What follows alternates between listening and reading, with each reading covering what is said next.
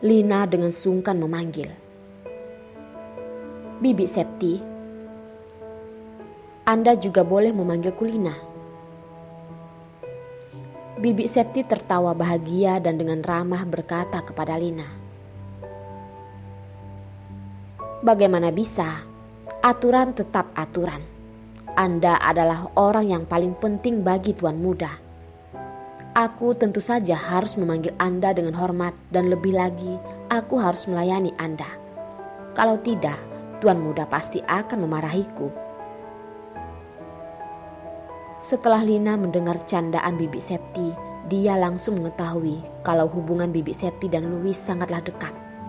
Lebih seperti kerabat dan bukan seperti hubungan antara tuan dan pembantu.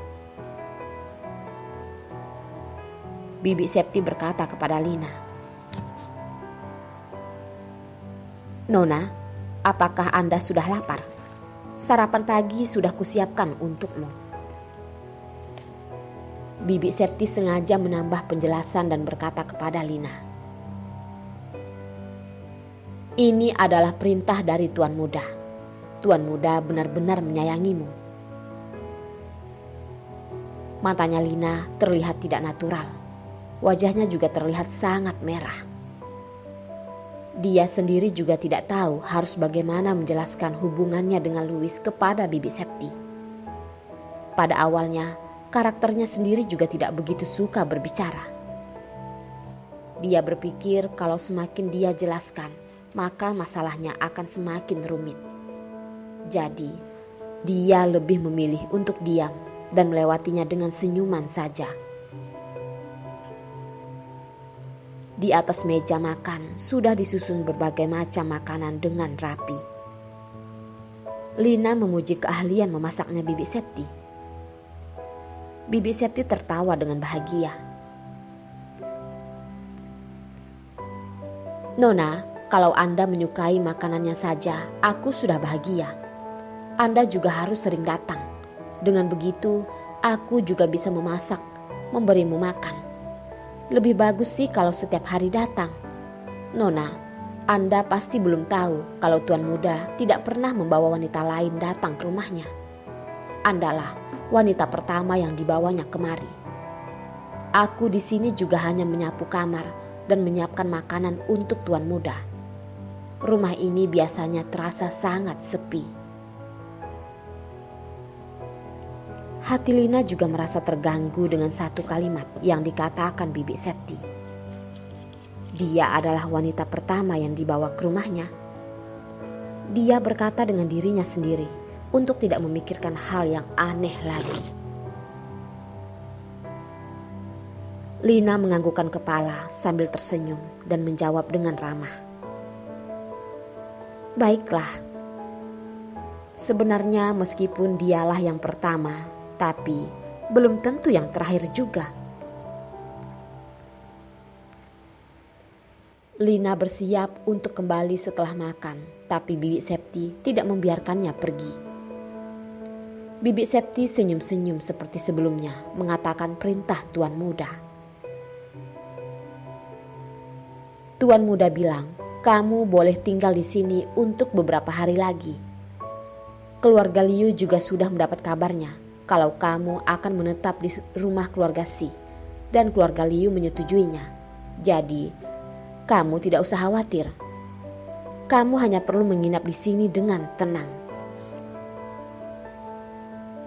Lina menatap dengan bodoh. Apakah ini benar-benar dia tinggal bersama? Lina juga terus bersikeras kembali dan memikirkan kalau dia tidak mungkin tinggal di rumah pribadi Louis. Tapi karena perkataan Bibi Septi, Lina boleh saja keluar, tapi harus dia sendiri yang menelpon Louis. Kalau tidak, dia tidak diperbolehkan untuk keluar. Dengan begini, Lina mana mungkin berani menelpon Louis. Dia hanya bisa menerimanya saja. Meskipun Lina menetap di sini, tapi dia tidak bisa beristirahat. Bibi Septi terus mengajaknya mengelilingi sekitaran rumah ini dan di sepanjang jalan. Lina tertawa karena Bibi Septi menceritakan kebiasaannya si Louis. Tidak terasa, pagi hari sudah lewat. Sesampainya waktu makan siang, Bibi Septi pergi memasak makan. Lina ingin membantunya, tapi Bibi Septi terus menolaknya dan mengusir Lina sampai ke sofa ruang tamu. Bibi Septi menghidupkan televisi untuk Lina menontonnya agar tidak bosan. Lina terus menyetel stasiun televisi dan akhirnya berhenti di sebuah acara makanan. Pembawa acara ini menjelaskan semua restoran yang populer. Lina melihat restoran yang bernama Yuk Nambah dan di saat ini handphonenya pun berbunyi. Dia terkejut karena handphone ini dibeli Louis. Jadi yang hanya bisa menelponnya ini tidak ada orang lain lagi selain Louis. Dia tidak berani meragukannya lagi dan langsung menjawabnya. Tapi di saat dia mendengar suaranya, hatinya masih terasa gugup. Dia tidak tahu kenapa Louis menghubunginya. "Lagi ngapain?" tanya Louis. Lina menjawab dengan sedikit gagap. Lagi nonton televisi." "Nonton apa?" Lina berbisik di hatinya. Pria ini menelponku hanya menanyakan ini saja. Lina menjawabnya dengan jujur. "Acara makan." Matanya Lina hanya tertuju ke pembawa acara yang sedang menjelaskan sebuah restoran. Tiba-tiba dia terpikirkan sesuatu. Tapi dia ragu. Di saat dia kepikiran kalau ibunya masih berada di tangan Lintang dan Titi, dia memaksa dirinya untuk berkata,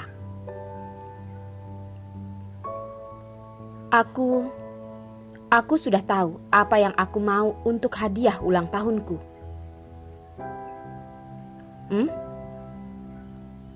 "Yang kamu suruh aku pikirkan hadiah ulang tahunku semalam?" Louis tertarik dan sudut mulutnya membentuk senyuman kecil. Akhirnya dia tahu bagaimana rasanya menjadi Santa Claus untuk wanitanya dan ingin memberikan yang terbaik untuknya. Hatinya juga muncul perasaan yang sangat senang. Tapi di saat Louis mendengar dengan jelas apa yang dikatakan Lina, raut wajahnya berubah. "Bilang sekali lagi." Setelah Lina mendengar suara Louis yang terdengar dingin itu, dia menjadi sedikit takut. Tapi dia tetap bersikeras mengatakannya kepada Louis.